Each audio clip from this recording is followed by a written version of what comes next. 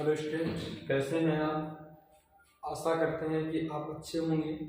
Student, आज इस video में हम लोग क्लास 10 वीडियो नंबर 2 चैप्टर 1 के रासायनिक अभिक्रियाएं एवं समीकरण के कुछ महत्वपूर्ण टॉपिक पर डिस्कस करेंगे, जिसमें पदार्थ में होने वाले परिवर्तन, रासायनिक समीकरण का निरूपण, संतुलित व असंतुलित रासायनिक समीकरण क्या होते हैं, इनके बारे में बात करेंगे। स्टूडेंट, तो चलिए स्टार्ट करते हैं। स्टूडेंट, सबसे पहले हम लोग ध्यान देंगे कि पदार्थ में होने वाले परिवर्तन क्या क्या हैं। जैसे पदार्थों में दो प्रकार के परिवर्तन पाए जाते हैं, इनको हम लोग भौतिक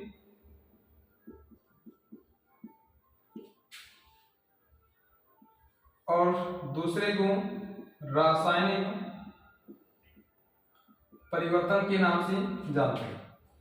भौतिक परिवर्तन,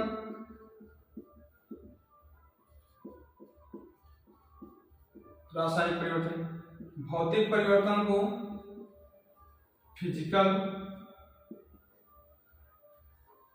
चेंज, रासायनिक परिवर्तन को केमिकल चेंज कहते हैं। स्टूडेंट्स, समझते हैं भौतिक परिवर्तन क्या होता है।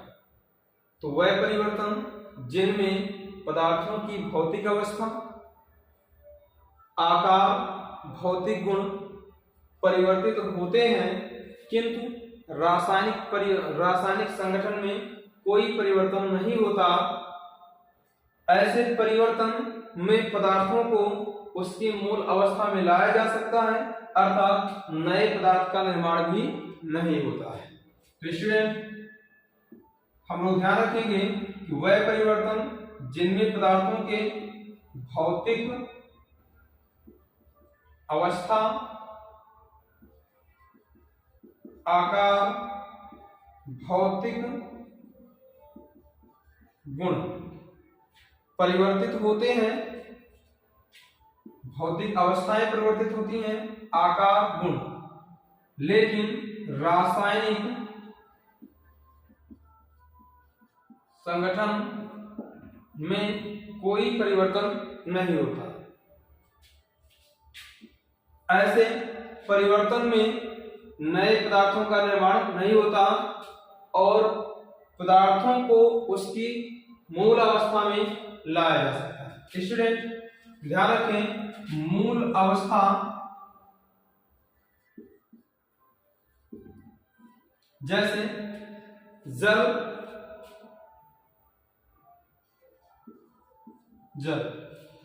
को गर्म करने पर, जल को गर्म करने पर वाष्प, और वाष्प को पुनः ठंडा करने पर जल के रूप में परिवर्तित हो जाता है। ऐसे परिवर्तन को हम भौतिक परिवर्तन के अंतर्गत करते हैं। साथ ही साथ गलन, हिमन, क्वथन आदि प्रक्रियाएं इसी परिवर्तन के उदाहरण हैं। अब स्टूडेंट, हम रासायनिक परिवर्तन पर बात करते हैं। रासायनिक परिवर्तन वे परिवर्तन होते हैं जिनमें पदार्थों की भौतिक अवस्थाएं, पदार्थों की भौतिक अवस्था, आकार तथा भौतिक गुण, रंग के परिवर्तन के साथ साथ रासायनिक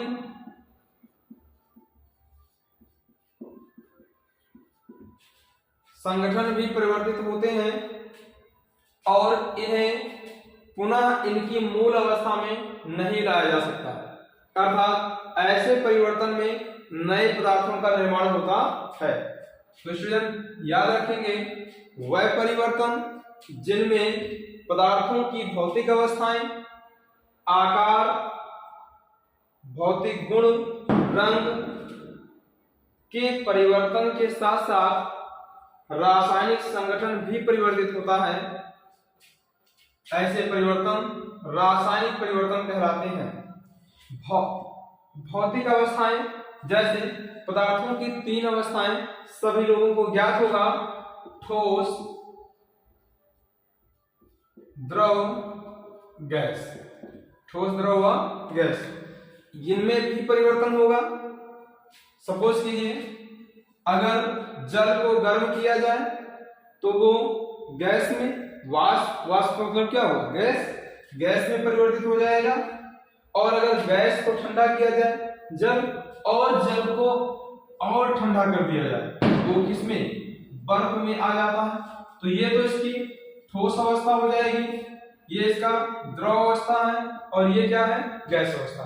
तो पदार्थों की भौतिक अवस्थाएं परिवर्तित होंगी, आकार परिवर्तित होगा, भौतिक गुण परिवर्तित होंगे, रंग भी परिवर्तित होगा और साथ ही साथ रासायनिक संगठन भी परिवर्तित होता है।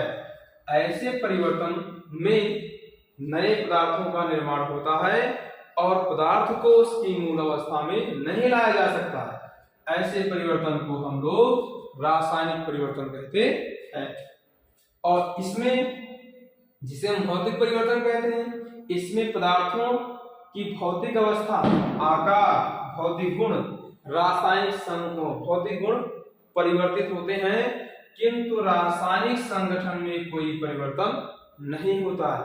सपोज कीजिए जल का सूत्र H2O है, अगर ये बर्फ में है तब भी इसका सूत्र H2O ही होगा, जल में है तब भी H2O ही होगा, वाष्प में भेज दो तब भी इसका सूत्र क्या होता है, H2O होता है। तो स्टूडेंट, ये इसका क्या है, रासायनिक संगठन है। किसी भी प्रकार के बदलाव में, अवस्था की परिवर्तन में इसका रासायनिक संगठन परिवर्तित नहीं हुआ, तो अर्थात इसमें नए पदार्थ नहीं बनेंगे। इनमें पदार्थों के अवस्थाएं तो परिवर्तित हो रही हैं, आकार भी, गुण भी, रंग भी, और साथ ही रासायनिक संगठन भी परिवर्तित हो गया। सपोज कीजिए कोई पदार्थ जल था, यहाँ इस एग्जांपल मैंने जल ले लिया, अब इसमें परिवर्तन जो हुआ, इस रासायनिक परिवर्तन कहने का मतलब हुआ कुछ ऐसा परिवर्तन हो गया कि हो सकता है जल के स्थान पर कोई और अणु आए हो। जैसे हमारे पास A कोई पदार्थ है, मैंने B के साथ जोड़ा और ये क्या बन गया, C+D बन गया। तो ऐसे परिवर्तन रासायनिक परिवर्तन के अंतर्गत रखे जाते हैं। तो स्टूडेंट, आपको ये टॉपिक समझ में आई होगी। अब हम बात करते हैं अगले टॉपिक पर, जिसे हम लोग रासायनिक समीकरण के निरूपण के बारे में बात करेंगे। तो रासायनिक समीकरण का निरूपण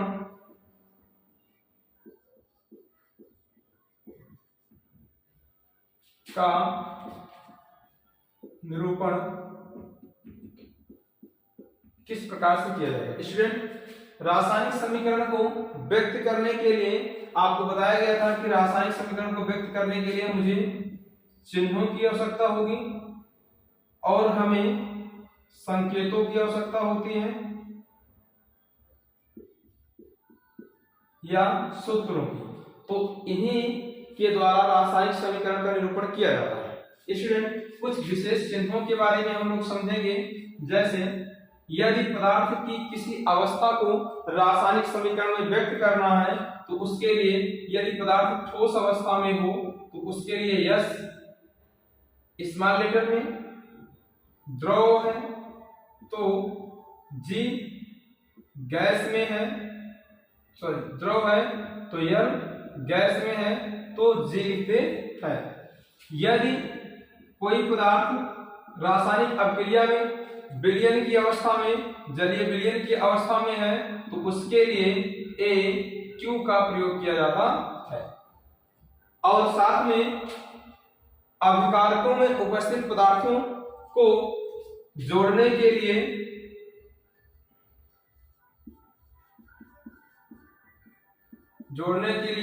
धन चिन्ह का प्रयोग करते हैं। मतलब अगर हमारे पास दो अभिकारक हैं ए और बी, तो ये दोनों रिएक्शन कर रहे हैं, ये दोनों आपस में क्रिया कर रहे हैं, इसको व्यक्त करने के लिए हम इनके बीच में धन का चिन्ह लगाते हैं, प्लस का चिन्ह लगाते हैं।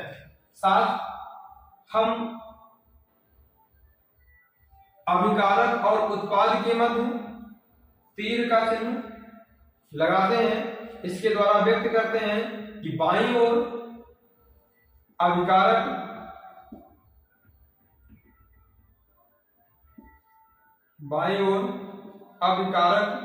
तथा दाहिनी ओर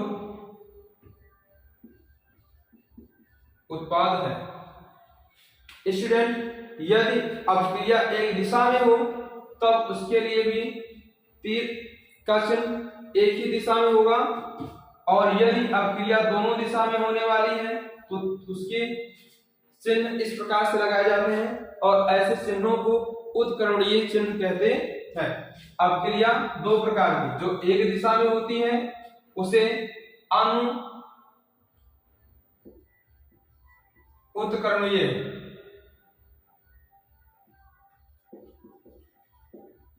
जो दोनों दिशाओं में होती है उत्कर्णीय कही जाती है। मतलब जो अभिक्रिया एक ही दिशा में होगी वो अनुकर्णीय अभिक्रिया होती है, जो दोनों दिशाओं में होती है वो उत्कर्णीय अभिक्रिया होती है, और ऐसी अभिक्रिया को व्यक्त करने वाला चिन्ह उत्कर्णीय चिन्ह होता है, जो दोनों दिशाओं में प्रदर्शित होगा, दोनों दिशाओं में तीर के द्वारा प्रदर्शित किया जाता है। तो स्टूडेंट, आगे हम लोग डिस्कस करेंगे, यदि बनने वाला उत्पाद गैसीय अवस्था में हो तो उसके लिए तीर का चिन्ह ऊपर की दिशा में लगाते हैं।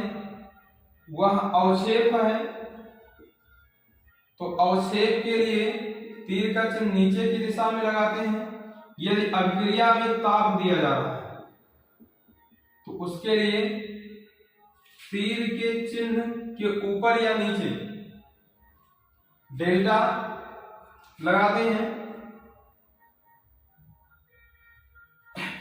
तो स्टूडेंट, ये कुछ महत्वपूर्ण चिन्ह थे जो अभिक्रिया में प्रयोग किए जाते हैं।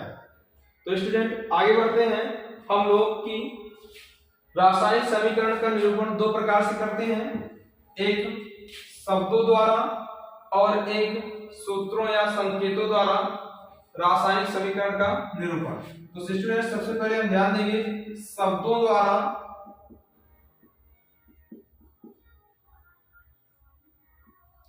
रासायनिक समीकरण का निरूपण।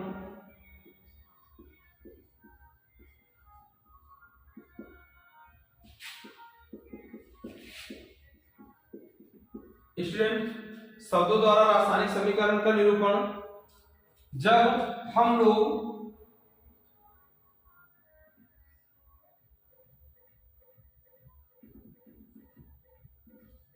जिंक के स्थान पर संकेत का प्रयोग न करके शब्दों द्वारा उसे लिखते हैं या व्यक्त करते हैं। जैसे जिंक की अभिक्रिया हम सल्फ्यूरिक अम्ल से कराते हैं तो उत्पाद के रूप में जिंक सल्फेट तथा हाइड्रोजन गैस प्राप्त होता है।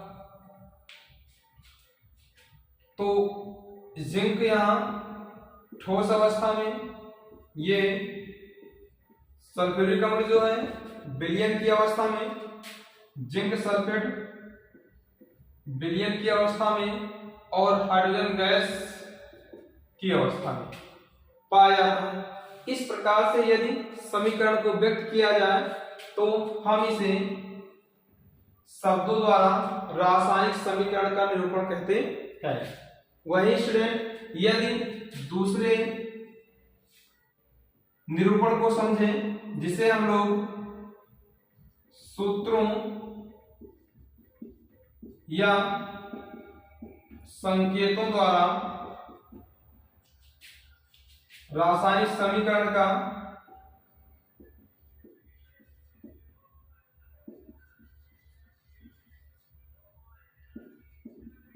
निरूपण कहते हैं। स्टूडेंट इसमें हम जिंक के स्थान पर जिंक का संकेत Zn प्लस सल्फ्यूरिक अम्ल का सूत्र H2SO4 तीर का चिन्ह या इसे हम साइनापेरो या बहुत सारे अध्यापक या टीचर जो हैं इसे गिब्स साइनापेरो तीर का चिन्ह जिनको जैसा अच्छा लगता है इसके लिए शब्द प्रयोग मिलाएंगे लाते हैं। अब जिंक सल्फेट को ZnSO4 प्लस हाइड्रोजन गैस को H2 के रूप में लिखना हमारा सूत्रों या संकेतों द्वारा रासायनिक समीकरण का निरूपण कहलाता है। स्टूडेंट यहाँ जिंक आपका ठोस अवस्था में है तो इसके लिए हम लोग इस्तेमाल में S का प्रयोग करते हैं। सल्फ्यूरिक अम्ल विलयन में है तो इसके लिए AQ का प्रयोग करते हैं। जिंक सल्फेट भी आपका क्या है विलयन में है इसलिए AQ लिखेंगे और ये गैस में है तो यदि या तो हम G लिख दें या G ना लिख करके इसके स्थान पर तीर का चिन्ह ऊपर की दिशा में दर्शा सकते हैं। तो ये स्टूडेंट आपका हो गया रासायनिक समीकरण का निरूपण सूत्रों या संकेतों द्वारा। तो स्टूडेंट इसके बाद हमारा नेक्स्ट टॉपिक है असंतुलित या संतुलित रासायनिक समीकरण। तो स्टूडेंट सबसे पहले हम डिस्कस करेंगे असंतुलित रासायनिक समीकरण। असंतुलित रासायनिक समीकरण क्या होते हैं उसके बाद डिस्कस करेंगे कि संतुलित रासायनिक समीकरण किसे कहते हैं। स्टूडेंट असंतुलित रासायनिक समीकरण के नाम से ही स्पष्ट हो रहा है कि यह समीकरण असंतुलित है मतलब बैलेंस नहीं। तो स्टूडेंट समझना यह है कि रासायनिक समीकरण बैलेंस नहीं है कैसे। तो ध्यान रखेंगे यहाँ कि हमारे पास एक समीकरण है H2 plus O2 sign of arrow H2O।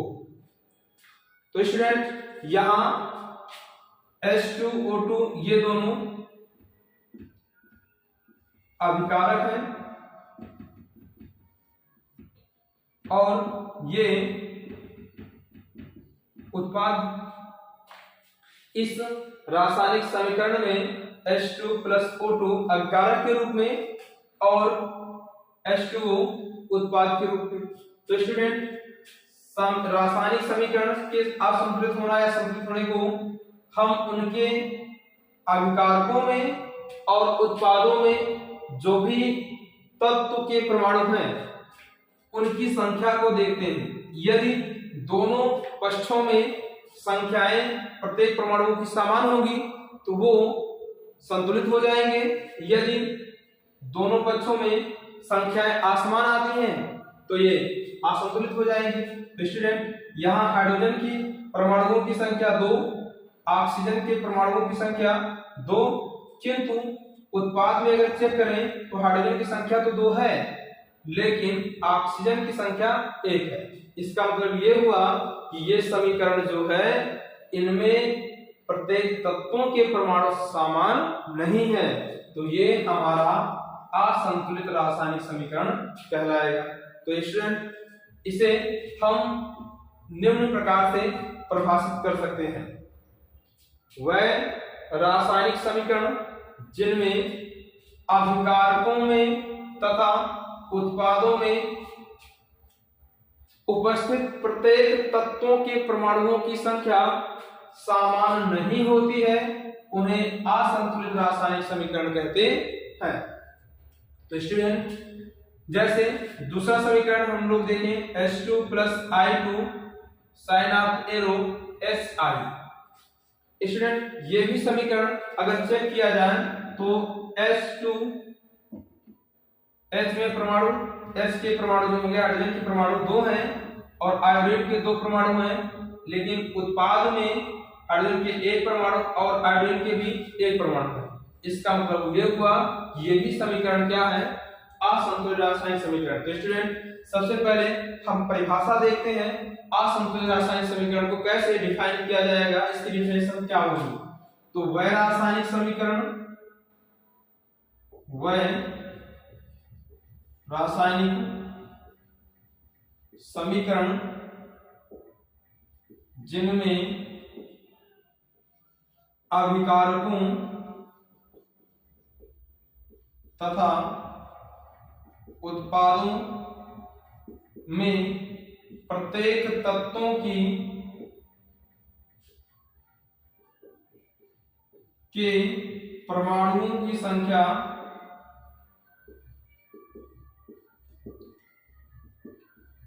असमान होती है, असमान होती है, उन्हें असंतुलित रासायनिक समीकरण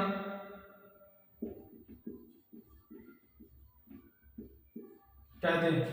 तो स्टूडेंट, ये इसकी हो जाएगी डेफिनेशन, जिसे हम लोग असंतुलित रासायनिक समीकरण कहते हैं। इसी के विपरीत यदि किसी रासायनिक समीकरण में भाग लेने वाले जो अभिकारक हैं या उत्पाद है, उनमें उपस्थित प्रत्येक तत्वों के परमाणु क्या हो, समान हो, उनकी संख्या बराबर होती है, तब उन्हें हम संतुलित रासायनिक समीकरण कहते हैं। तो स्टूडेंट, संतुलित रासायनिक समीकरण हमारा क्या होगा, संतुलित रासायनिक समीकरण। स्टूडेंट, ध्यान रखेंगे, वह रासायनिक समीकरण जिनमें अभिकारकों तथा उत्पादों के या उत्पादों में प्रत्येक तत्वों के परमाणुओं की संख्या बराबर होती है, समान होती है, ऐसे समीकरण हमारे संतुलित रासायनिक समीकरण कहलाते हैं। जैसे यदि हाइड्रोजन और ऑक्सीजन की क्रिया में, जब हाइड्रोजन की क्रिया ऑक्सीजन से कराएं तो बनने वाला उत्पाद हमारा H2O में यदि हम 2 से गुणा कर दें तो ये असंतुलित समीकरण संतुलित समीकरण में परिवर्तित हो जाएगा। यदि हम यहाँ 2 से गुणा करेंगे तो यहाँ हाइड्रोजन की संख्या कितनी मिलेगी, 4, 2 दूना 4। इसका मतलब हुआ कि यहाँ भी हमें क्या करना पड़ेगा, 2 से गुणा करना पड़ेगा। अब देखो, हाइड्रोजन परमाणुओं की संख्या 4, 2 दूना 4 और ऑक्सीजन परमाणुओं की संख्या कितनी है, 2 है। तो यहाँ 2 दूना 4 और ऑक्सीजन परमाणुओं की संख्या, यदि एक चीज ध्यान रखेंगे आप लोग, इस प्रकार से जब किसी परमाणु या यौगिक में गुणा करवाते हैं तो गुणा हमेशा आगे से करते हैं, और आगे से गुणा करने का मतलब हुआ कि इस संख्या का गुणा हाइड्रोजन से भी होगा और ऑक्सीजन से भी होगा। तो हाइड्रोजन से हुआ 2 दूना 4, अगर ऑक्सीजन से कराएंगे तो 2 एक कम 2, तो इसकी संख्या क्या हो जाएगी, 2। इसका मतलब ये हुआ कि हमारे पास ऑक्सीजन की संख्या ऑक्सीजन के बराबर है, और यहाँ अभिकारक में जो हाइड्रोजन है उसकी संख्या उत्पाद में हाइड्रोजन की संख्या के बराबर है। तो ये समीकरण हमारा संतुलित रासायनिक समीकरण कहलाएगा। ऐसे ही हम इसको भी बैलेंस कर सकते हैं। यदि हाइड्रोजन, ध्यान दीजिए थोड़ा, हम इसको यहां पर देख लेते हैं कि यदि क्या किया जाए, हाइड्रोजन और आयोडीन में निर्माण में यदि हम यहाँ 2 से गुणा कर देते हैं तो आपका हाइड्रोजन इस हाइड्रोजन के बराबर हो जाएगा और आयोडीन इस आयोडीन के बराबर हो जाएगा। ये हमारा क्या है, रासायनिक समीकरण हो गया, जिसमें हमने संतुलित रासायनिक समीकरण और असंतुलित रासायनिक समीकरण दोनों को डिस्कस किया। स्टूडेंट, अगर वीडियो में कोई टॉपिक आपको क्लियर नहीं हुआ होगा तो प्लीज कमेंट बॉक्स में कमेंट कीजिएगा, हम उस डाउट को क्लियर जरूर करेंगे। और स्टूडेंट, यदि वीडियो आपको अच्छी लगी है, वीडियो समझ में आ रही है, तो भी कमेंट करके बताएं। यदि आप चैनल पर नए हैं तो चैनल को सब्सक्राइब करें, अपने दोस्तों में शेयर करें, वीडियो को लाइक करें। हाँ, अपने टॉपिक के लिए कमेंट जरूर करें, जो टॉपिक आपको क्लियर हो रही है और जो टॉपिक क्लियर नहीं हो रही, कोई डाउट रह जाता है तो उसके लिए आप कमेंट बॉक्स में जरूर कमेंट करें। हम प्रयास करेंगे कि अगली वीडियो में आपके डाउट को दूर किया जाए। तो स्टूडेंट, इसी के साथ आपको बहुत बहुत धन्यवाद।